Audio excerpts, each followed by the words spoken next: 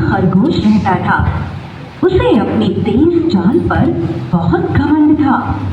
दूसरे जानवरों के सामने वह अपनी तेज चाल की डींगें हाँका करता था। एक दिन तालाब के किनारे उसे एक कछुआ मिला। कछुआ धीरे धीरे चल रहा था। उसे देखकर खरगोश को हंसी आ गई।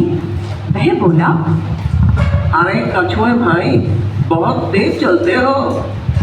कछुए ने शांति से उत्तर दिया, भैया खरगोश, तुम्हें अपनी चाल पर ज्यादा घमंड नहीं करना चाहिए।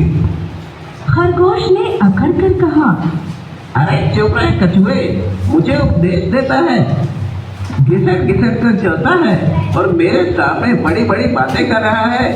जानता है इस जंगल में मेरे जैसा तेज कोई भी नहीं दौड़ सकता।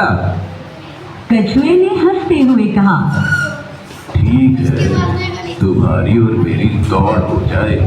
यदि मैं हार गया तो इस तालाब को छोड़कर चला जाऊंगा, और यदि तुम हार गए तो इस जंगल को छोड़कर कहीं और चले जाना। खरगोश ने मूंछों पर ताव देते हुए कहा, ठीक है, आज तुझे भी पता चल जाएगा कि तू किससे बराबरी कर रहा है। दोनों की दौड़ तय हुई। लोमड़ी पंच बनी। जंगल के सभी पशु पक्षी इस अद्भुत दौड़ को देखने के लिए इकट्ठा हुए।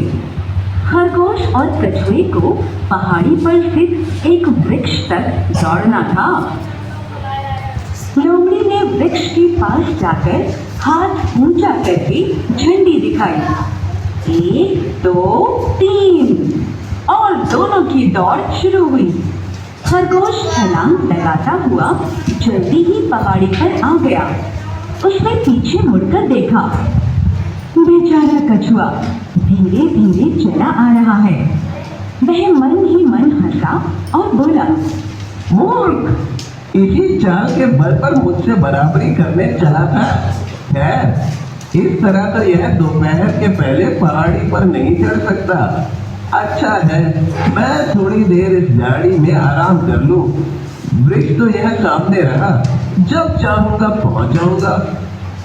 खरगोश यह कहकर वहीं झाड़ी में लेट गया।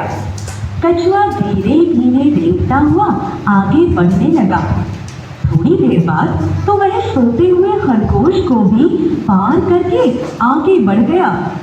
वह बिना रुके लगातार चलता जा रहा था। अंत में वह वृक्ष के पास जाकर रुका। सभी पशु पक्षियों ने हर्षनाद करके उसका स्वागत किया। इस आवाज से खरगोश की नींद खुल गई। वह भागा भागा वृक्ष तक आया, परंतु तब तक विजय का सेहरा कछुए के माथे पर बंध चुका था। लोमड़ी ने उसको विजयी घोषित कर दिया था।